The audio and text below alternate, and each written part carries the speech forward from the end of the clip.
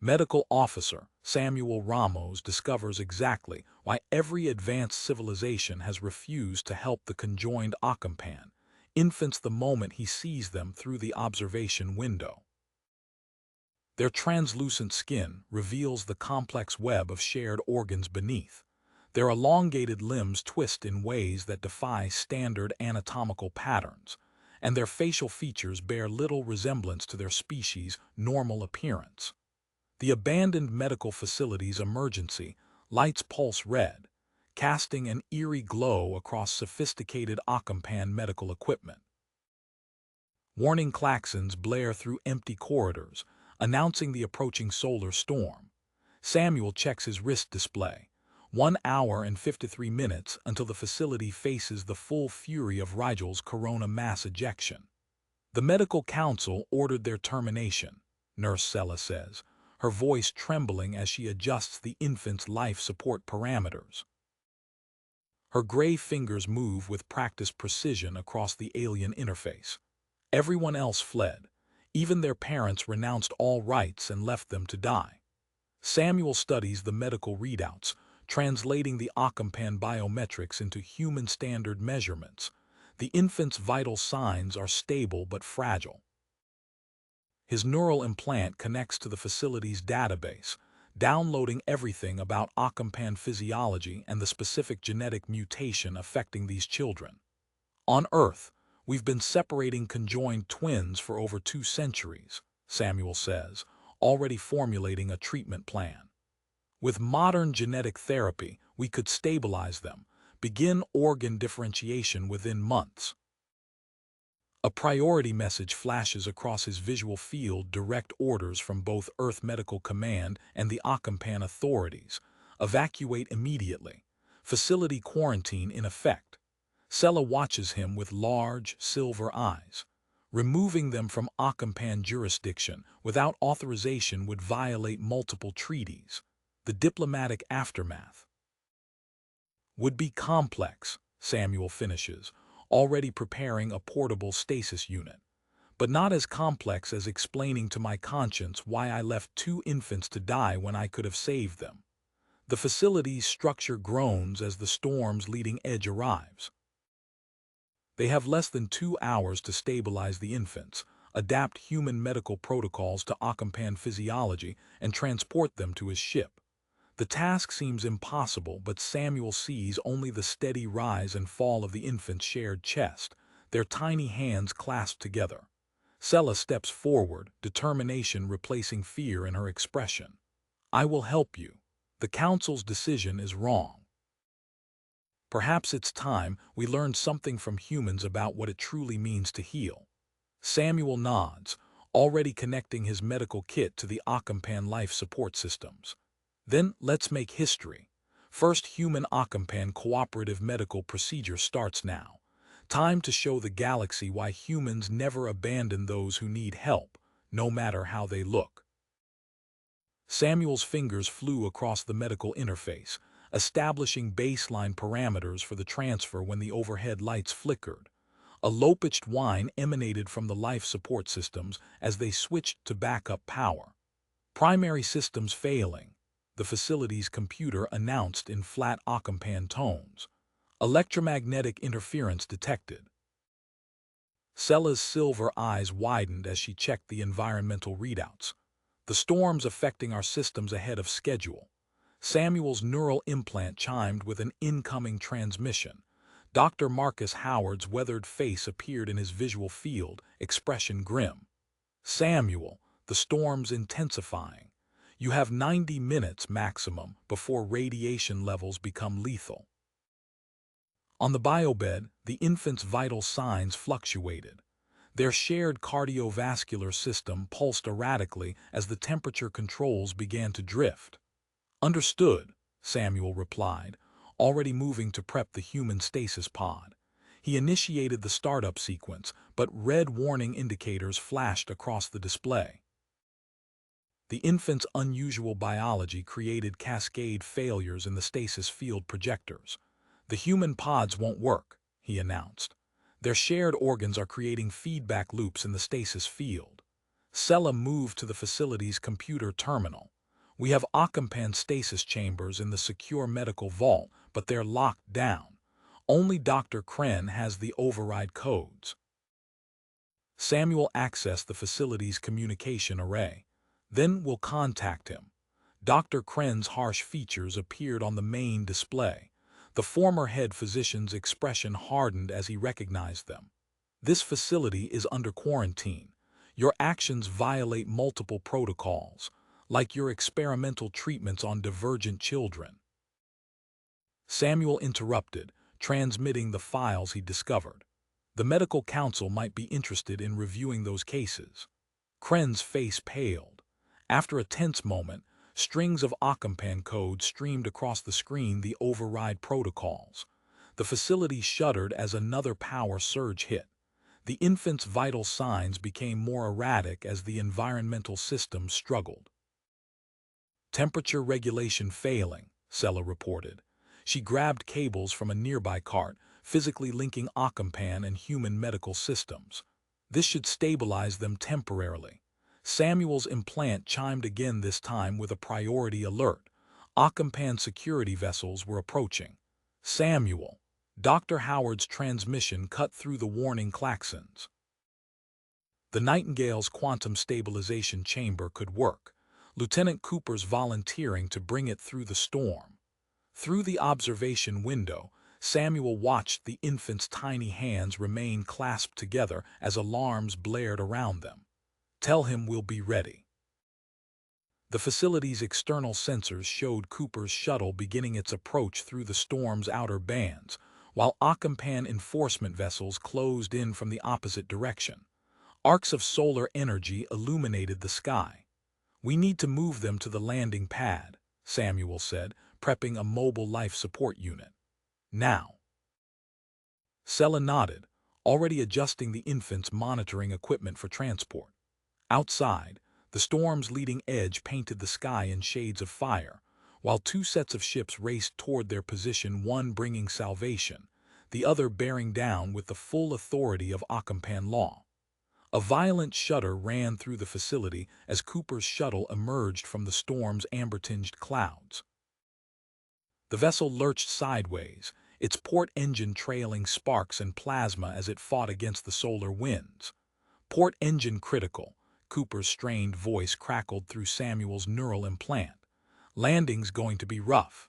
Samuel and Sella maneuvered the medical gurney through the facility's winding corridors. The jury-rigged power cells hummed beneath the infant's bio-bed, maintaining their fragile life signs. Every jolt of the gurney sent ripples through their translucent skin. Life support holding, Sella announced, her fingers dancing across the modified Ocampan interface.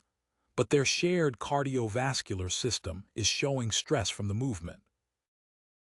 Warning indicators flashed across Samuel's visual field as 3 Ocampan enforcement vessels descended through the storm. The lead ship's stern profile matched Commander Varen's signature, profile the most dedicated enforcer of medical council protocols in the sector. Samuel. Dr. Howard's transmission cut through the cascade of alerts. I'm transmitting Federation medical protocols regarding genetic divergence to the enforcement unit. It might buy you some time. The facility's eastern entrance exploded inward as enforcement officers breached the seal. Samuel guided the gurney into a side corridor, watching through security feeds as the officers advanced in formation. Cooper's damaged shuttle screamed overhead. A focused electromagnetic pulse blazed from its remaining engine, washing over the enforcement vessels. Their targeting arrays flickered and died. The shuttle slammed onto the landing pad, its gear buckling with a screech of tortured metal. Upper-level access blocked, Sella reported as they reached a corridor choked with fallen support beams. We need another route. Samuel accessed the facility's layout through his implant.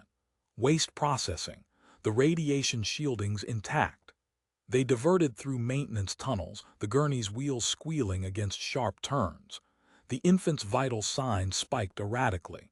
Sella pressed her hands against their shared chest, channeling her knowledge of Ocampan physiology into a desperate recalibration. "Hold on, little ones," she whispered in her native tongue. Sarah Martinez's voice cut through Samuel's calm. "Cooper's stabilization chamber is leaking radiation. He's attempting repairs, but the transmission dissolved into static as they entered the waste processing section." Through the reinforced windows, Samuel watched Cooper working on the chamber, using his own body to shield it from the intensifying solar radiation. Boots thundered behind them. Samuel turned to face the enforcement officers, positioning himself between them and the gurney. Officer Kelvar stepped forward, his weapon lowered. "My sister," Kelvar's voice cracked. "She was like them. The council." He turned to his fellow officers.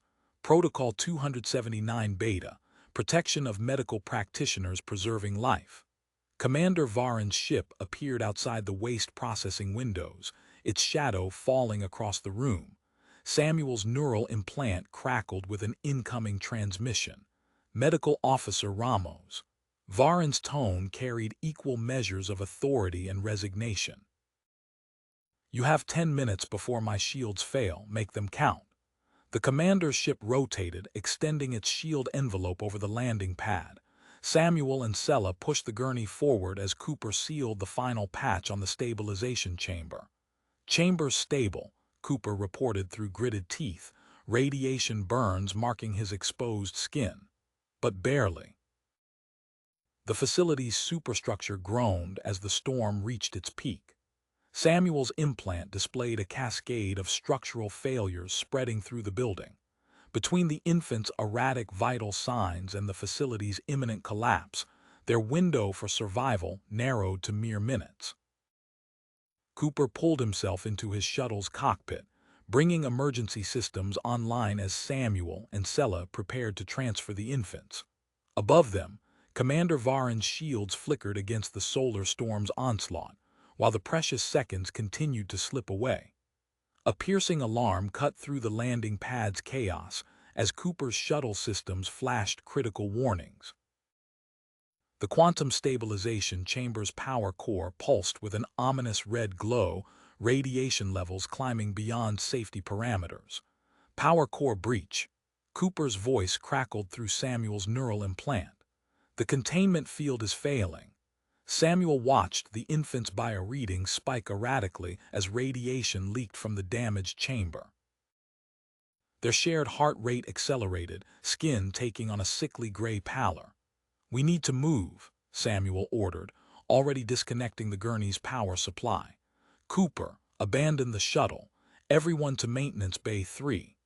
Officer Kelvar and his team created a protective corridor with their bodies as Samuel and Sella guided the gurney through the facility's buckling doorway. Cooper stumbled from his shuttle's cockpit, radiation burns spreading across his exposed skin. In the maintenance bay, Samuel's neural implant accessed the facility's inventory database. Sella, the radiation therapy storage unit. Section 7B, she input her access codes, revealing shelves of discontinued Ocampan medical equipment. Samuel's fingers moved rapidly, dismantling a radiation therapy projector while simultaneously extracting components from his field kit.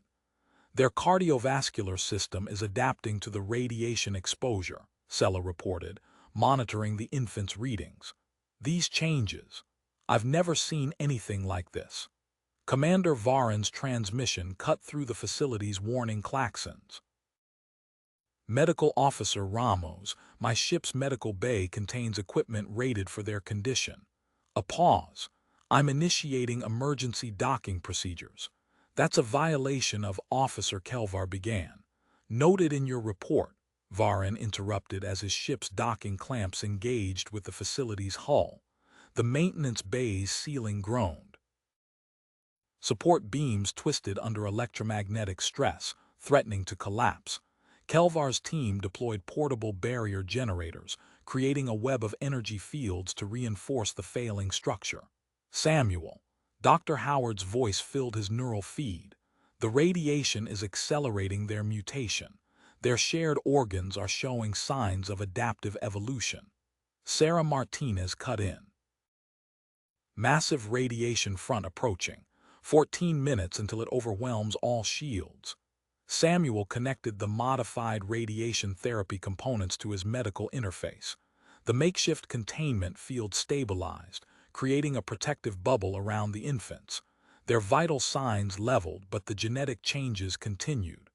"We need to move them to Varen's ship," Samuel announced. "Sella, help me calibrate their life support for transport. Cooper, get to the medical bay and reconfigure it for shared cardiovascular support." Cooper nodded, fighting through his injuries as he made his way to Varen's ship. The facility's main power core failed with a thunderous crash, plunging sections of the complex into darkness. Emergency lighting cast harsh shadows across the maintenance bay. "EMP's taking out medical systems," Kelvar reported, organizing his team into a supply chain. "We'll have to transfer equipment manually." The infants stirred on their gurney, tiny hands still clasped together as their bodies continued to change. Samuel's neural implant struggled to interpret their evolving vital signs, the baseline readings shifting with each passing second. "Transfer route secured," Varen announced. "But my shields won't last long against this storm." Samuel and Sella began moving the gurney toward Varen's ship, Officer Kelvar's team forming a protective ring around them. The facility's structure screamed in protest as they navigated the twisting corridors, each step bringing them closer to either salvation or catastrophe. Through the reinforced windows, the storm's electromagnetic fury painted the sky in shades of amber and crimson.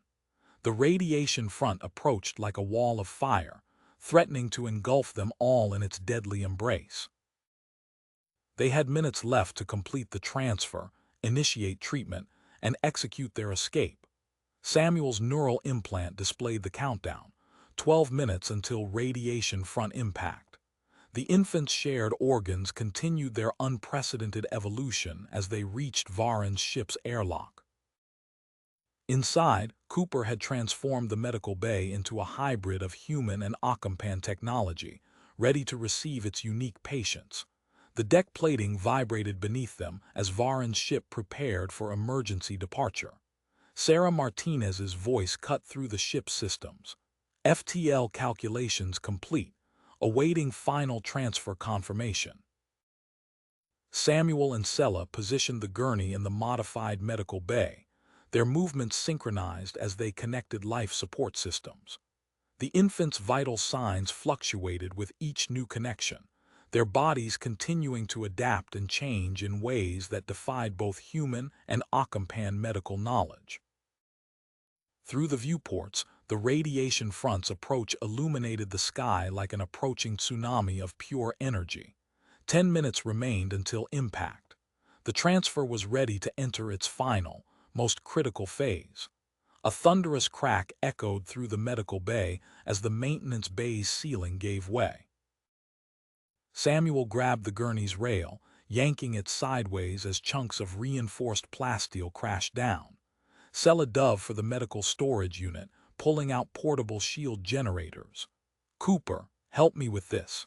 She activated the first generator, positioning it above the infants. Cooper, fighting through his radiation burns, pushed an examination table onto its side, creating a makeshift barrier. The infants' monitoring equipment screamed warnings as electromagnetic interference disrupted their life support. Samuel's neural implant displayed cascading failures across the temporary systems. "Chief Thompson," Samuel transmitted to the newly arrived medical technician. "We need that compatibility bridge now." Thompson's fingers flew across the neural interface console. "Redirecting power through human medical protocols. It's not elegant, but it should work." The infants' vital signs stabilized, then shifted again as their bodies continued to adapt. Through the gaps in their makeshift shelter, Samuel watched structural support beams twist and snap. "Multiple foundation failures detected," the facility's AI announced. "Evacuate immediately."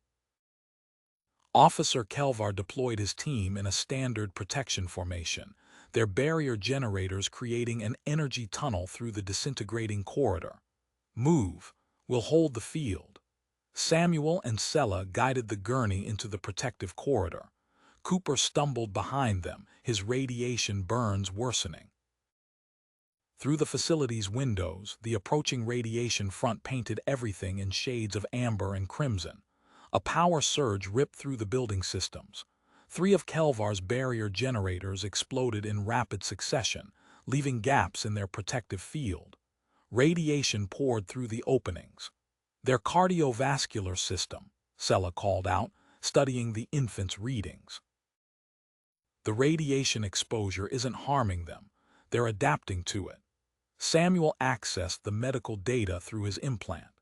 The infant's shared organs had developed a previously unknown form of biological shielding. Their vital signs remained stable despite radiation levels that should have been lethal. "Everyone in radiation suits," Samuel ordered as they approached an exposed section of corridor. "The shielding's completely gone here." The team sealed their protective gear while Samuel and Sella monitored the infant's remarkable adaptation. The Bobby's skin had taken on a faint luminescent quality, their shared organs pulsing with an inner light. "Warning," Sarah Martinez's voice cut through their comms. "Power core destabilizing. Explosion imminent. You have 7 minutes to clear the system." The deck plates shuddered as the Nightingale's experimental jump drive powered up. Through the viewport, Samuel watched the massive hospital ship's energy signature build to unprecedented levels. They reached Commander Varen's ship, only to find the docking mechanism sparking and twisted. Lieutenant Peterson emerged from an access panel, tools already in hand. "The radiations fused the primary clamps," Peterson reported, attacking the mechanism with a plasma torch. "I need 3 minutes to bypass the safety interlocks. Doctor." Kren's unauthorized access attempt hit Varen's systems like a digital sledgehammer. Security protocols engaged instantly, sealing the medical bay doors. "Security breach detected," Varen's ship announced.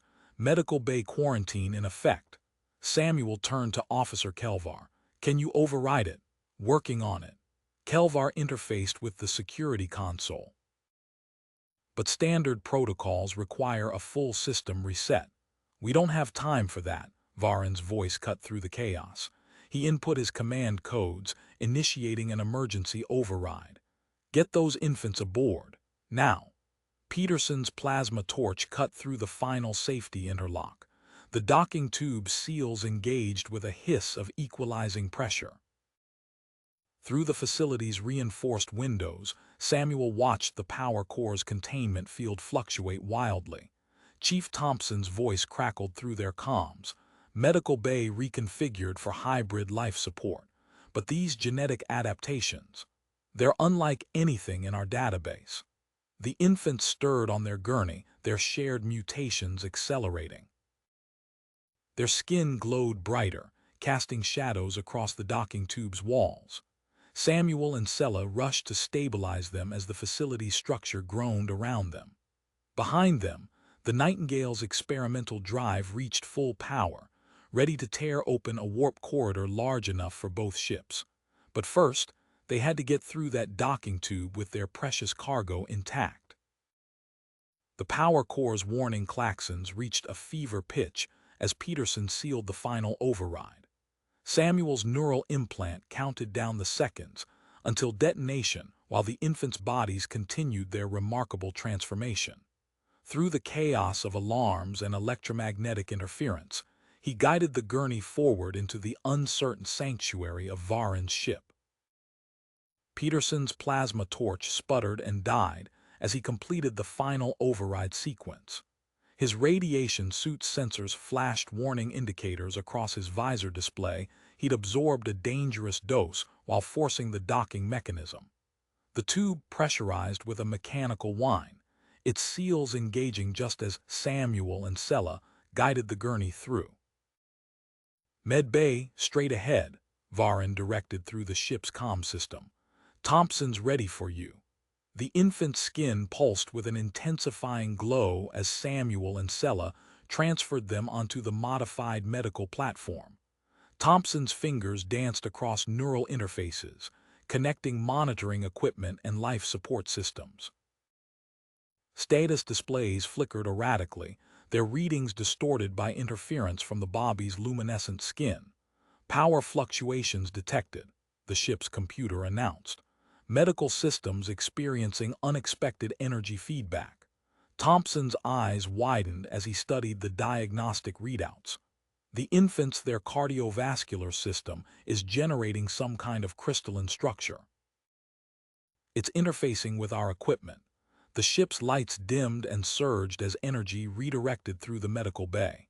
Samuel accessed the data through his neural implant, watching in real time as crystalline formations grew throughout the infant's shared organs.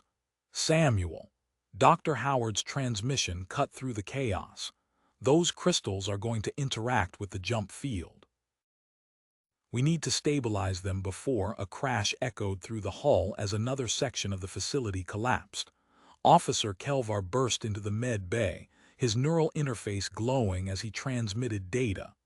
Restricted Ocampan files, he announced, projecting holographic medical records.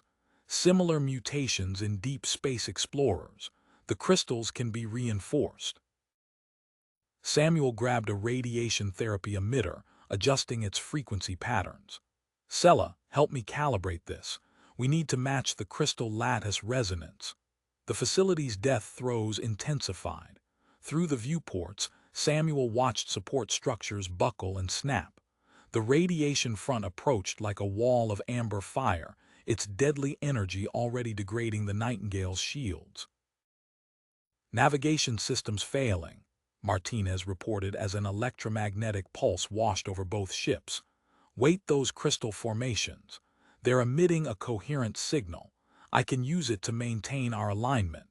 Samuel and Sella worked in perfect synchronization, using the modified radiation therapy equipment to strengthen the growing crystal structures. The infant's vital signs stabilized as their bodies adapted to the treatment, their shared cardiovascular system pulsing with internal light. Jump drive at full power, the Nightingale systems announced.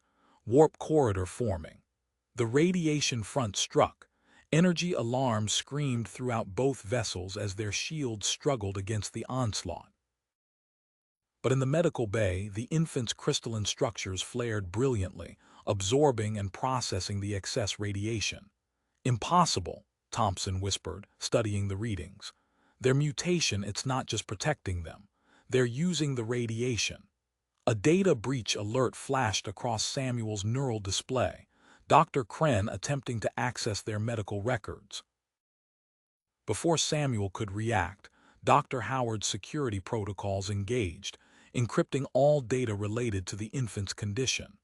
Warp corridor stabilizing, Martinez announced. Crystal emissions providing synchronized guidance, initiating emergency jump in 10 seconds. The deck plates vibrated as both ships aligned with the corridor. Samuel watched the infant's crystalline structures pulse in rhythm with the jump drive's energy field.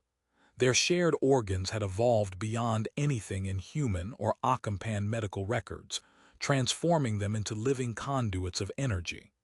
Behind them, the facility's power core reached critical mass. The medical bay's viewport, polarized as a blinding flash, marked the beginning of its final destruction. Both ships accelerated into the warp corridor, their systems linked through the infant's crystalline emissions, racing ahead of the expanding ball of plasma and radiation. The jump field enveloped them, reality distorting as they crossed the faster-than-light threshold. In the medical bay, the infant's crystals blazed with inner fire, their shared mutation now the key to surviving the extreme forces of their desperate escape. Desperate escape. The warp corridor's forces twisted around them as the crystalline structures within the infants pulsed in perfect synchronization with the jump drive's frequency. These readings. Thompson's eyes widened as he studied the medical displays. The crystals are generating a dampening field. It's protecting both ships from the gravitational shear. Samuel adjusted the radiation therapy emitter, matching its output to the infant's biological frequency. The Bobby's shared cardiovascular system glowed with internal light as the crystalline formation stabilized. A violent shudder ran through both vessels. Chief Engineer Davidson's voice cut through the ship's comm system. Jump drives showing critical fluctuations, the corridors becoming unstable. The infant's emissions, Martinez transmitted from the Nightingale. They're matching our drive frequency. If we calibrate our power systems to their crystal resonance, we might stabilize the corridor. Samuel's neural implant displayed the complex energy patterns flowing between the Bobbies and the ship systems. Sella, help me modify these medical scanners. We need precise readings of their crystal frequency. The deck plates vibrated as Davidson rerouted power through both vessel systems. In the medical bay, the infants stirred on their platform, their skin pulsing brighter. New tissue formations appeared on Thompson's diagnostic display. The jump field is triggering another mutation, Thompson announced, fingers dancing across neural interfaces. Their shared organs are developing some kind of energy processing structure. Samuel studied the data through his implant. The new tissue actively absorbed and stored excess energy from the warp field, strengthening the infant's previously unstable systems. This adaptation, it's not just helping them survive, it's solving their genetic instability. A priority transmission cut through their communications. Commander Varen's face tightened as he received the message. The Ocampan Medical Council. They're ordering us to terminate the jump and surrender the infants. They've recognized the military applications, Officer Kelvar transmitted. The crystal's ability to enhance ship systems. Varen accessed his command console, disabling communications array. I won't let them turn these children into weapons. The Nightingale's drive system surged, overloading power relays throughout both ships. Reality twisted as they dropped out of the warp corridor prematurely. The infant's crystalline structures flared, projecting a protective field that absorbed the worst of the transition shock. Multiple Ocampan warships detected, Martinez reported as they emerged in neutral space. Converging on our position from 3 vectors. Samuel checked the infant's vital signs. The crystalline formations had grown more intricate during transit, creating geometric patterns that perfectly merged human and Ocampan DNA structures. Their shared cardiovascular system struggled to adapt to the latest changes. Federation Medical Station detected, Dr. Howard transmitted. Automated facility, 0.7 light-years distant. They have the equipment we need, but accessing it requires medical command authorization. The Bobby's monitoring equipment screamed warnings as their vital signs fluctuated. Samuel grabbed a tissue regenerator, modifying its settings to support their evolving biology. Sella, we need to stabilize this crystal growth before it overwhelms their system.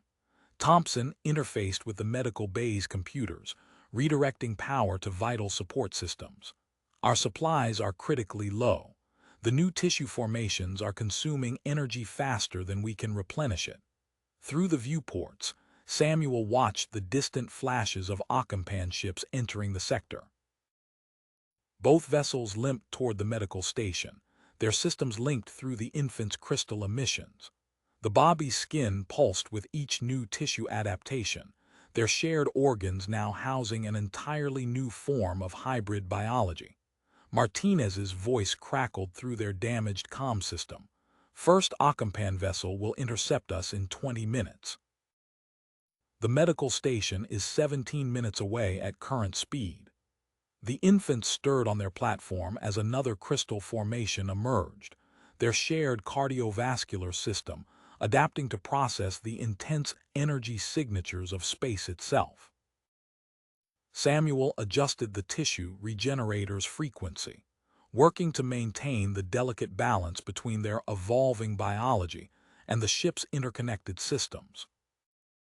Through his neural implant, Samuel watched the complex dance of energy between the infants and both vessels' power grids. their crystalline structures now serving as the core of an impromptu biological engineering system that kept them all alive as they raced toward the medical station. The pursuing Ocampan warship fired a warning shot, its energy beam slicing through space mere meters above their hull. Samuel's neural interface flared with an incoming transmission from Dr. Howard. Complex medical data streamed through the connection, detailed scans, genetic profiles, and complete documentation of the infant's evolutionary changes. Transmitting everything to Federation Medical Command, Dr. Howard announced. They need to understand what we've discovered. The medical bay's screens flickered as the infant's crystalline structures pulsed with increasing intensity. Energy patterns rippled through their monitoring equipment, reaching outward toward the medical station's automated systems. These readings, Sella said, studying the diagnostic display. The crystals are attempting to interface with the station's power grid. 3 Federation medical frigates emerged from warp, their imposing forms positioning themselves between the rescue team and the Ocampan vessels. The bridge crew's relief was palpable through the ship's comm system. Lieutenant Peterson stumbled into the medical bay, his face pale beneath radiation burns. Martinez picked up the crystal emissions. We can modify the station's receiving protocols, create a safe connection. Samuel adjusted the tissue regenerator settings as another crystal formation emerged along the infant's spinal columns. The shared cardiovascular system throbbed with internal light, driving the expansion of the crystalline lattice. Their vitals are shifting, Thompson reported, neural interfaces streaming data. The crystal matrix is propagating through all major organ systems. Through the viewport, Samuel watched the medical station grow larger. Its automated defense turrets tracked their approach, sensors confused by the infant's unique energy signature. Peterson and Martinez worked through their neural links, transmitting modified protocols to the station's computers. The crystal structures flared brilliantly as they initiated emergency docking procedures. Warnings blared as the infant's vital signs fluctuated wildly. But Samuel noticed a pattern in the chaos. The crystalline formations weren't failing, they were reorganizing. "Look at this tissue differentiation," he said, projecting the medical scans. "The matrix is creating independent support structures. They're separating naturally." Dr. Howard met them at the airlock, directing them to the station's advanced imaging chamber. The equipment hummed to life, mapping the intricate crystal lattice that now permeated both infants' bodies. "Remarkable," Dr. Howard breathed, studying the three-dimensional renders. "The crystalline matrix is acting as a scaffold, guiding the formation of distinct organ systems." Samuel and Sella worked in shifts over the next 3 days, monitoring the infant's self-directed transformation. The crystal structures pulsed in complex patterns, orchestrating the growth of new tissue. Sella's knowledge of Ocampan physiology proved invaluable as they documented each stage of the separation. The Ocampan warships withdrew after receiving transmission from their medical council. Commander Varin submitted asylum requests for his entire crew, his neural interface glowing as he transmitted the formal documentation. Peterson and Martinez isolated the unique frequency of the infant's crystalline emissions, integrating it into the station's medical database. Their work filled the laboratory's displays with cascading strings of biocrystalline data. On the 4th day, the separation completed. The infants rested in separate biochambers, their skin shimmering with iridescent crystal patterns. Their onca-malformed features had refined into unique but symmetrical configurations. Each crystal pulse synchronized perfectly with their independent cardiovascular systems. Samuel performed another series of scans, confirming the stability of their new biological structures. The crystals had become an integral part of their physiology, processing harmful radiation and maintaining their enhanced capabilities. Dr. Howard approved their transfer to Commander Varen's newly repaired vessel, now upgraded with Federation medical equipment. Samuel and Sella received emergency custody rights, their neural implants recording every detail of the historical document signing. The infants slept peacefully in their specialized medical cribs as Varen's ship prepared for departure. Their crystalline structures pulsed softly, creating patterns of light that danced across the medical bay's walls. Through the ship's comm system, they received Dr. Kren's final transmission, a request to join their research team at the newly established Human Ocampan Medical Institute. Samuel adjusted the biochamber's settings while Sella analyzed the latest tissue samples. The crystal matrices continued to evolve, revealing new properties with each passing hour. Their work had only begun.